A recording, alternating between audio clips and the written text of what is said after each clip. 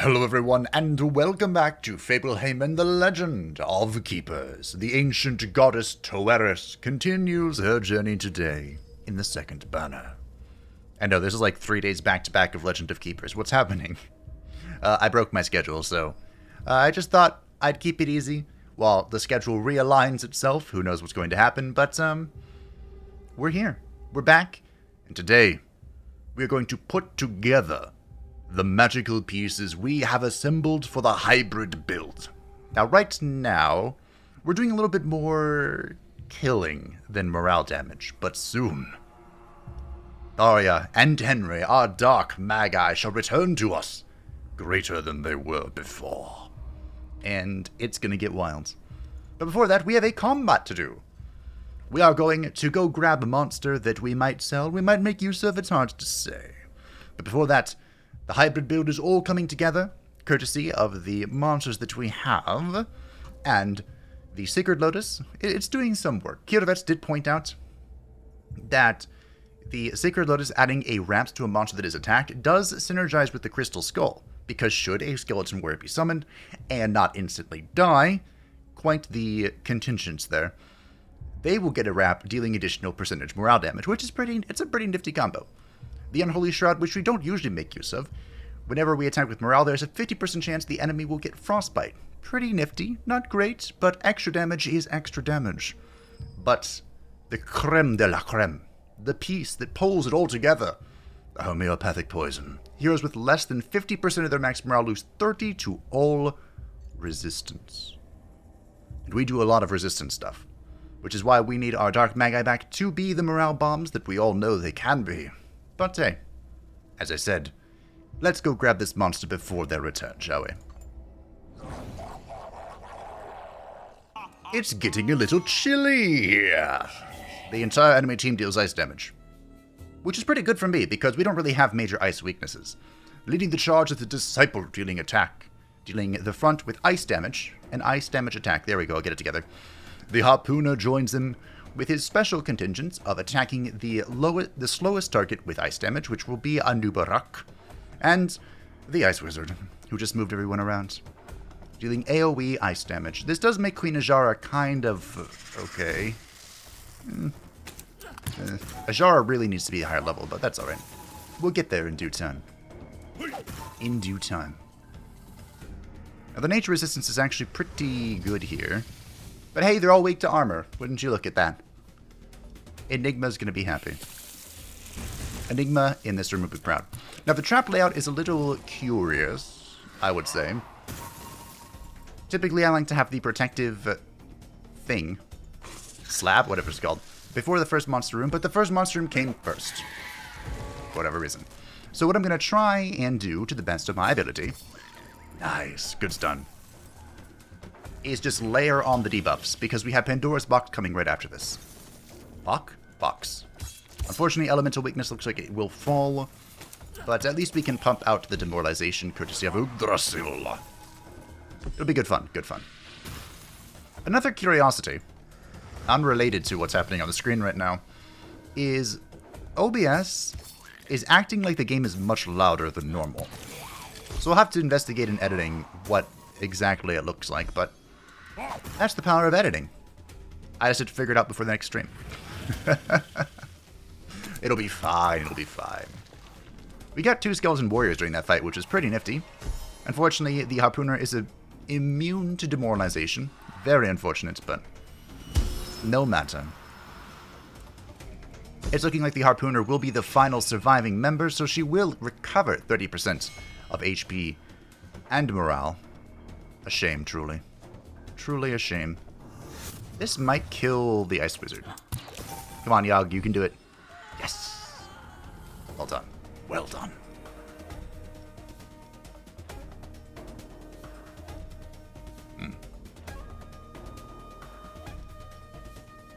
I guess we should start earthquaking. Alright, how does this work again? Okay. Wow. Not particularly good at killing these ones, am I? Shame. Well, as long as only one unit makes it to Toeris, we should be alright. Actually, I wonder if I can somehow kill the Harpooner Maybe. Through the convoluted use of AoE attacks and Yogg. Maybe. Maybe not. I will go ahead and do the ricochet there. Ooh, cutting it close for our first combats. But I think we're going to get there. Even if she restores 30% HP and morale, she's so low that something here is going to kill her. Something. And she has negative armor, so at least Enigma will maybe do something? Ooh. Enigma might not get another turn. YOLO. Nice! Well done, Enigma. In life, you were not horribly useful. But in death! Claim the kill. Very nice. A curious position that I'm pretty sure we've seen this exact layout before. We have the Vulture. I did sell Creepy Crow and later realized, well, maybe now that we have homeopathic poison, Creepy Crow could actually be okay. It could actually be alright. The Abyssal Warrior, always a grand old time. Something we could debate. I don't believe we have a character that's resilient to both fire and ice outside of Queen Najara.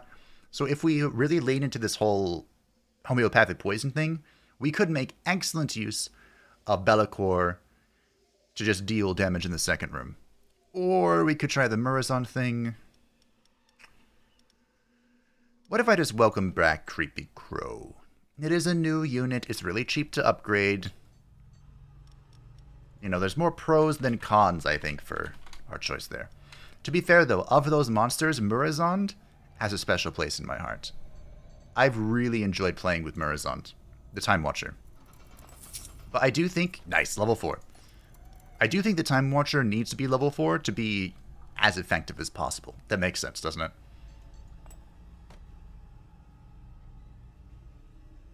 I regret my decision. I regret everything. Why can I not select the Pandora's box? Well, okay. We leveled up the Protective Tablet to level 4. This makes it so that it applies Shell to the next 2 groups of monsters. So if we get a Trap Room before both monster packs, this puts in so much value, and I wish I could just hit Don't Do This. Actually, hold on. Science. Damn it. Works in combat, but doesn't work on the map. Alright, fine, I'll take the money. Fine. The doctor just had a brilliant idea. Why not cynically gather blood or tears directly from your employees? No. I mean, that's a lot of value, but motivation is already kind of sort of a problem. Now, thankfully, even though we did lose the trap, and that really sucks, Tharia has rejoined us. And, oh, what are we going to do here? I want Yggdrasil to be here, but I also want to try and salvage his motivation.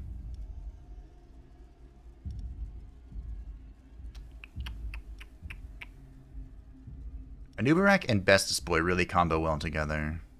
Do I just bring out Enigma? I could. Swap these two around. Alright. Well, this is going to be incredibly sketch. YOLO the 5th artifact? So this difficulty is exactly the same. The difference is the one in the Ancient Pyramid has a disaster assisting me. Alright, I'm going to do this for the trap because I feel a little weaker than normal without the other thing that we just rented. Well, this is all over the place. And we got the layout I wanted. We could have had a perfect protective slab here, would have buffed both of the monster groups with Shell 2. Life is suffering.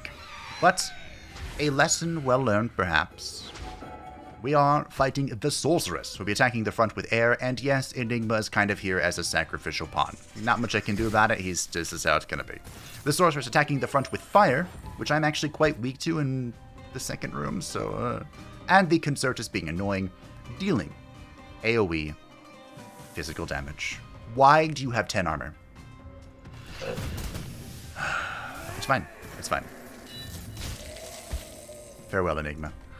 On the bright side, the only bright side, We do have quite a substantial amount of tiredness already rolling out, and we have the Pandora's box here to try and benefit from that even more.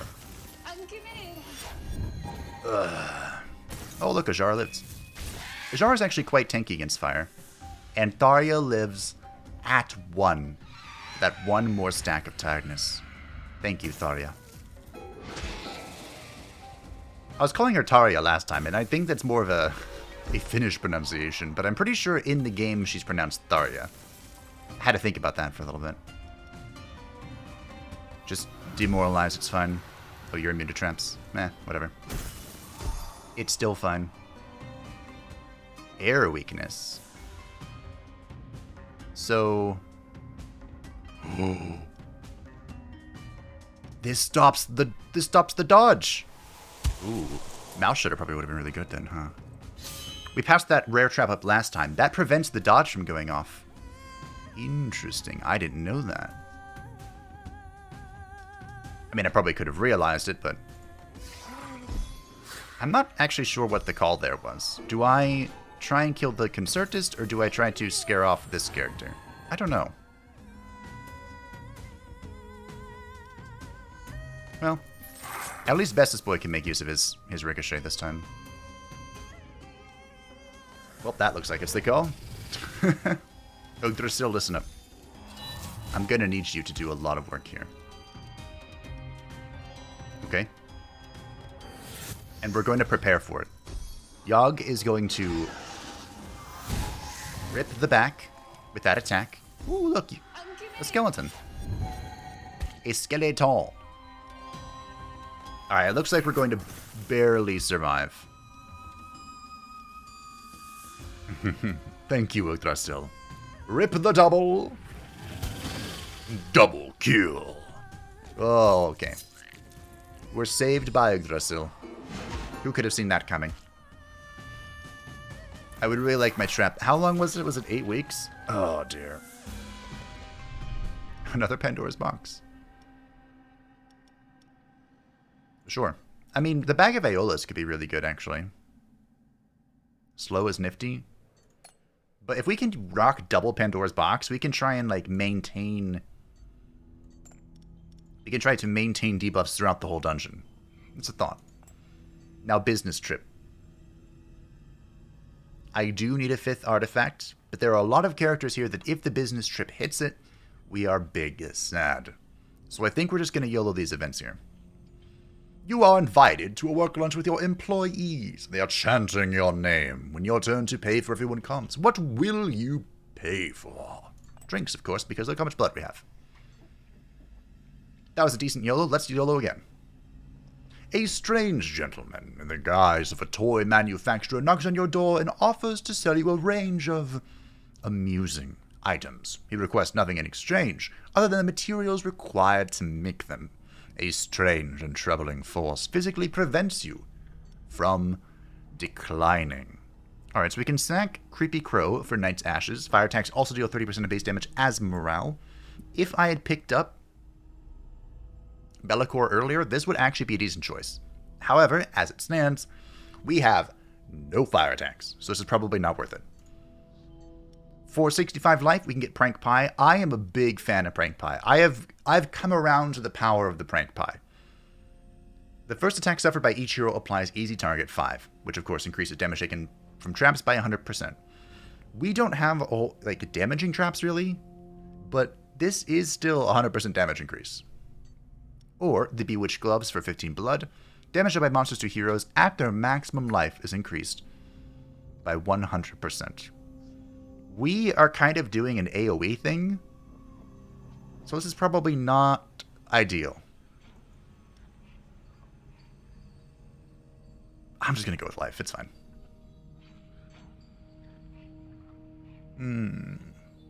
A seminar? Wait, this isn't the end, is it? Henry has returned. We aren't already done. The Monstrous Resources Manager feels that your employees are at the end of their rope. As such, she is suggesting you different activities to stimulate them. We could get Element Resistance. I think I'm just going to take the Motivation. I think so.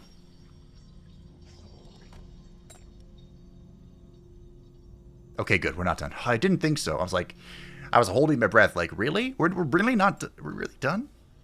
An enthusiast has tracked an artifact to you and would like to buy it for a very attractive price. He seems to carry other similar objects on his person. One of your employees would be able to steal one from him without notice. And if we had the crocodile, we could steal the tarball, but we don't really do burning stuff. Do we sell the unholy shroud?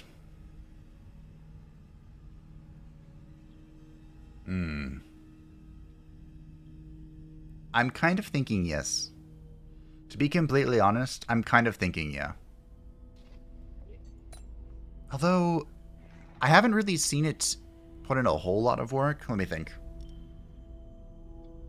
Does it apply to Queen Ajara and Bestest Boy? Because I haven't really seen it do much. I'm going to sell it. It's fine. And now, for week 34, our first champion without our level 4 trap. It's fine. At least we have a backup trap that we can use.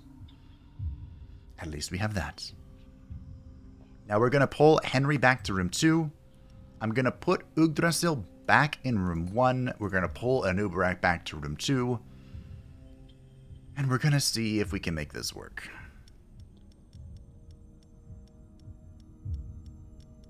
That's not a particularly healthy team, but it can at least... It has at least different resistances. I'm actually mildly afraid. But we shall conquer our fear. And what a fear we have to conquer. Oh dear. The dreaded hoplite is here to ruin everything. Leading the charge is the hoplite, the terror of Yggdrasil. And this game, I suppose, now.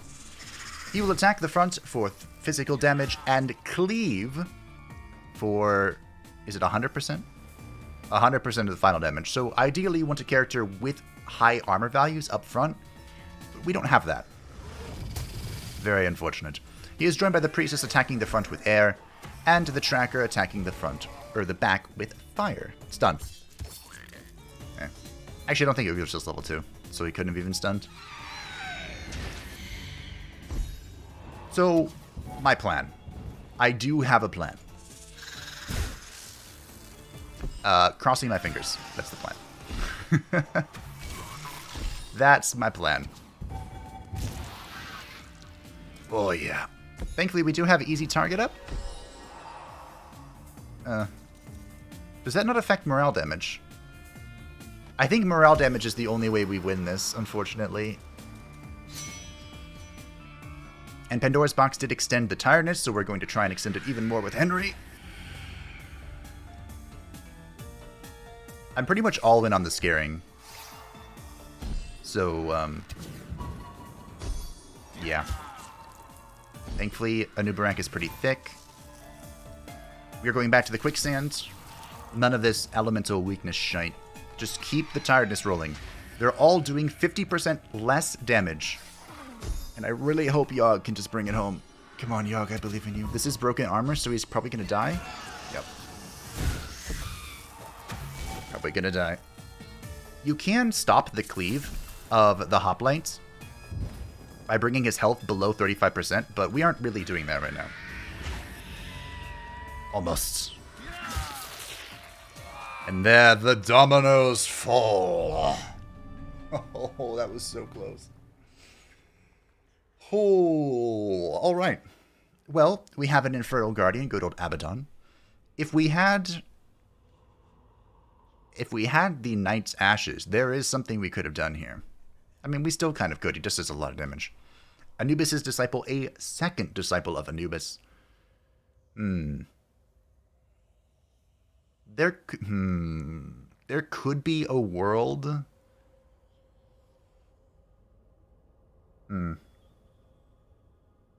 There could be a world in which we try and make use of the double disciples second attack. The just targets the lowest resistance.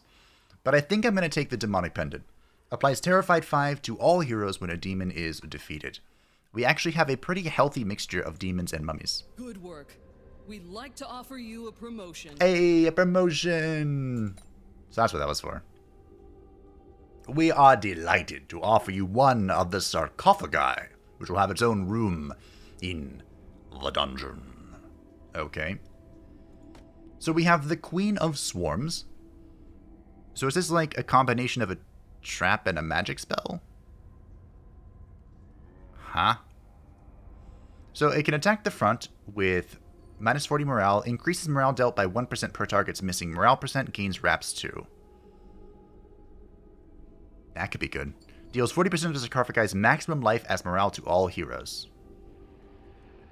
And passive gains 30% of damage taken as extra life. It has 1 hit point though. Applies Terrified 3 to all heroes when the sarcophagus is destroyed. Huh. Golthor's Zealot. Consumes 10 tears to summon 2 random mummies. Attacks the back with minus 60 morale. Doubles the tears gathered from the target at the end of the dungeon if the target flees. And a self ability. Consumes 20 tears to gain Invulnerable 2. Each use costs 20 additional tears. Huh. But there's 3 heroes. Huh. Interesting. And Prophet of the Eclipse. Heroes lose 20% of their... when Golthor's Zealot dies, applies 3 random bonuses 3 to the Master. For Prophet of the Eclipse, heroes lose 10% of their max morale when the sarcophagus is destroyed. Ooh. Front, minus 50 morale. Morale damage dealt by 5% for each stack of wraps the sarcophagus is benefiting from. AoE minus 15 morale applies wraps 2 to all monsters in the dungeon. And passively, wrap stacks on monster in previous rooms are applied to the sarcophagus of Isis instead of triggering the effects. Wrap stacks on monsters in previous rooms are applied to the sarcophagus of Isis instead of triggering... Oh. So does that mean whenever a monster dies, it triggers the effect of wraps and does percentage morale damage, right?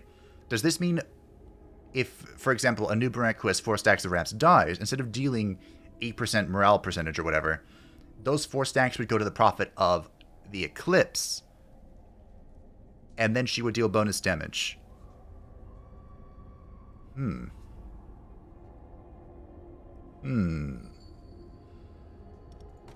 kind of leaning towards Isis. Context there now, holy shit. Isis, of course, is a goddess of Egypt before it was what it is now in the Middle East. And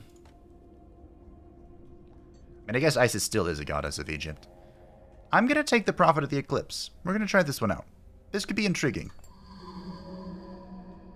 We have 1,200 gold.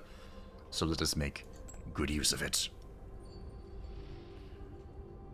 What do we do? So, leveling up Tharia and Henry increases this ability that I never use. That could be good. Also increasing their power, which will increase the AoE effect. I am going to level up Yggdrasil, and I'm going to level up... it hurts. Queen Ashara. I should level up Estes Boy. I should do it. He is the main attraction. I should level him up. What about you, Enigma? Ah, that ability. And all of your resistances. Anubarak. Yogg. So this is 550 to get both of them to 4. I'm sorry, Bestest Boy. Henry and Tharia are in command now. Oh, look. Oh, look. Huh. We once again see the strange gentleman in the guise of a toy manufacturer, but this time, he offers us the greatest item of all. The most double-edged swords of all double-edged swords. The miraculous pill.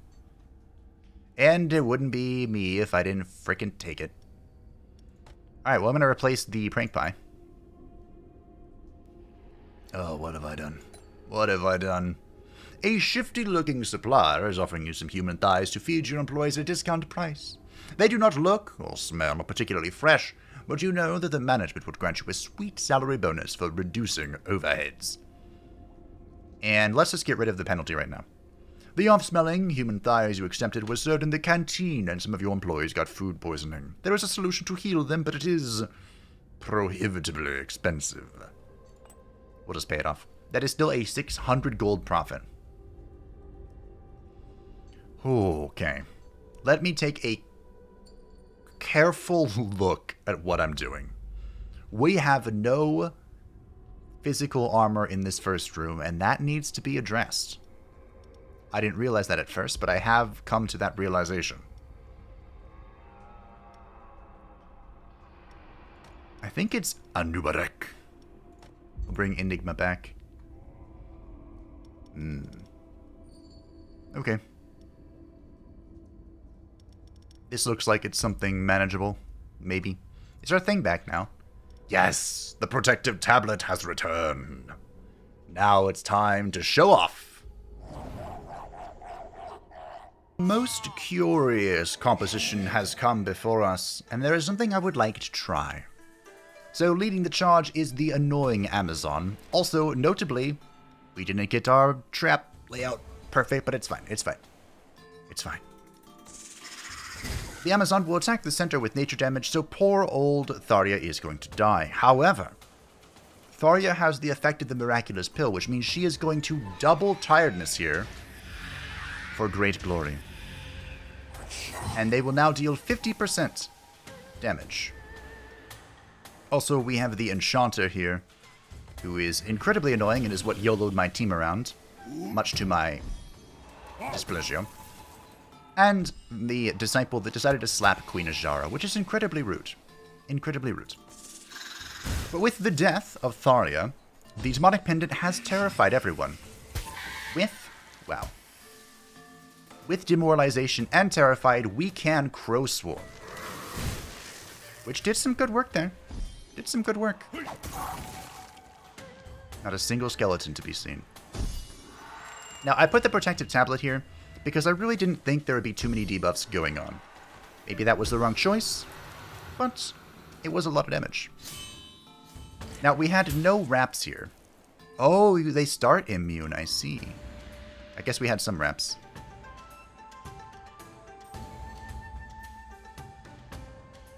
So I get one turn of survivability. So do I want to do this first? I think so.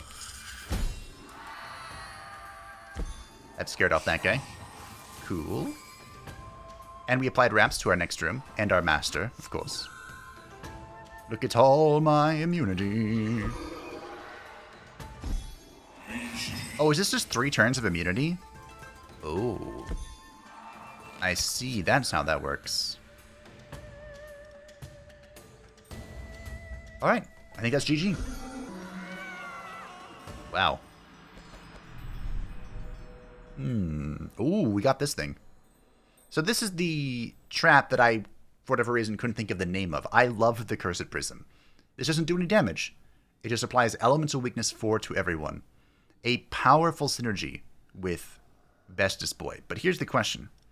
Do you think Shell Stack, like, if we have 2 Protective Tablets, does this thing mean that the first monster group gets 4 shells? That could be really annoying. I kind of like it. Science. Big fan of science, of course. Wow, look how much gold we have. We are so rich. Now, we do have quite the motivation problem, so I want to hit this therapist. We'll use tears because we can. I might as well hit this engine. Should we save my money? What good is money if it's not being spent, huh? Wow. I'm not even going to upgrade the Pandora's box. Alrighty. Extend this for the tears. Thank you very much. Restore my motivation. This could be the end, actually. A banshee has offered her crying services for a very reasonable price. You could get a smaller quantity of tears for free if you show her one of your employees to get her all emotional.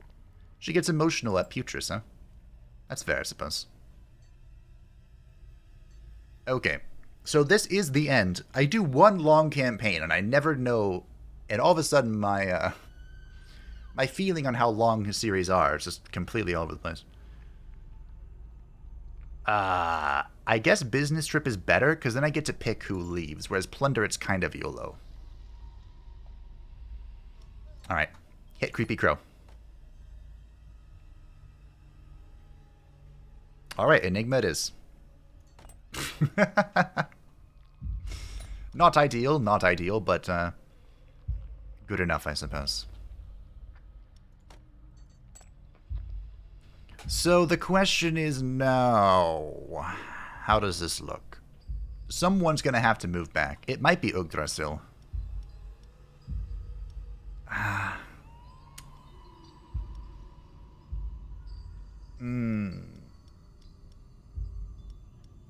Yggdrasil is providing some much-needed nature damage. Might be a Nubarak, which is not great. Didn't he come up here to provide armor? I think he did.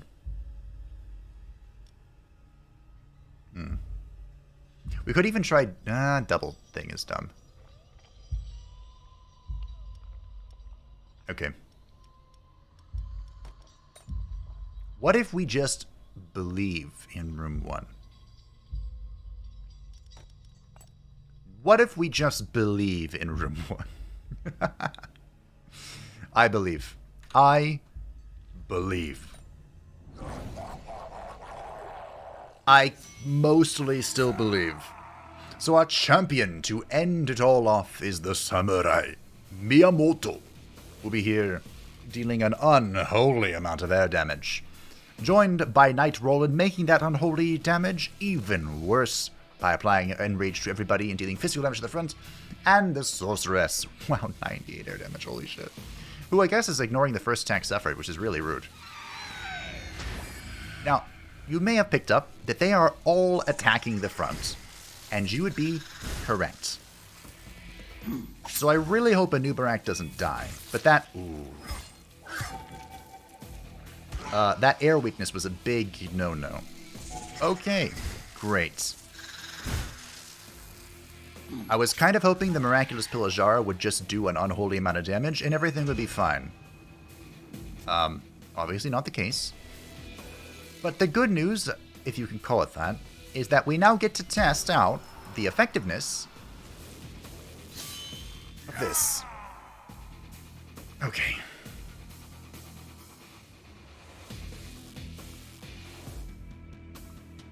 Do I just triple this to try and get the knight to run away? That might be the play. I can't believe I get 3 turns of invulnerability. That's pretty disgusting. I think this is what I do. I didn't get too many wraps, but this is going to lower everyone's morale and bring the homeopathic poison into effect. And maybe get Roland to run away when this dies. Nice. Yes. They will unfortunately recover some of this morale, but I think... Is this 4 shell? Please be 4 shell. Yes. Wow, okay. Very good. I'm going to go ahead and impair. That's why I put Henry in here. For the sole purpose of that. Ooh, that's not enough. Oh, that's not enough. Damn it. Yogg is going to tank this like a Chad, but then he's going to die. Oh, but his death explosion made her run away. Crow Swarm, the double crow, Yggdrasil. Yes. I see. Demons are acting as psychopomps to carry forward your good word. But your reputation might be growing too fast. Our informants report that the Academy of the Logic God have declared a crusade against the instigators of this new pagan religion. Be careful. Careful is not in my dictionary. If the Crusaders are coming against me, they're just gonna die. That's it, really. And then I bellowed, "This tomb will be your tomb!" Not bad, eh? I think she has the best victory debriefing. Look at that. We got 12 kills and 18 runaways. That, if that's not a hybrid... Put on weight. I'm sure I've put on weight. Why would you care? Whatever. If that's not a hybrid result, I don't know what is. What is this? Oh, you start with the Nightmare Mirror? Oh, that's too good. So we unlocked the Trap, the Prophet's Staff, dealing AoE nature damage and applying vulnerability too. Interesting. And since we start with this, does this mean we're killing? Mammon's Bridget Bone. Mammon's Bridget Bone. Oh, hey, we have this guy. By the way, the name that I couldn't remember from League of Legends, Renekton. It's Renekton. Thank you for reminding me. I believe that was Eamon who told me. Thank you. So are we actually doing an all-in murder build next time? It is called Divine Wrath, and Divine Wrath tends to have murder involved, one way or another. This Rap's talent isn't going to do me a whole lot of good, though, is it? So, can I do this? Monsters attacks that deal nature or air damage deal 15% additional damage. Nice. Then I can put 1 point back in there. Look at that. Rebranding the talents for the usefulness of the mission. Who am I and what have I done with Fable? But that is it for today, my friends. Next time, the third banner awaits, and Toeris is gonna be out for blood. Thank you all for watching. I hope that you enjoyed. Thank you to the patrons and channel members who support the channel. I greatly appreciate you. And, as always, if you would like to stay up to date with anything happening on the channel, feel free to join the Discord description down below, and I'll see you next time for some smiting. Bye.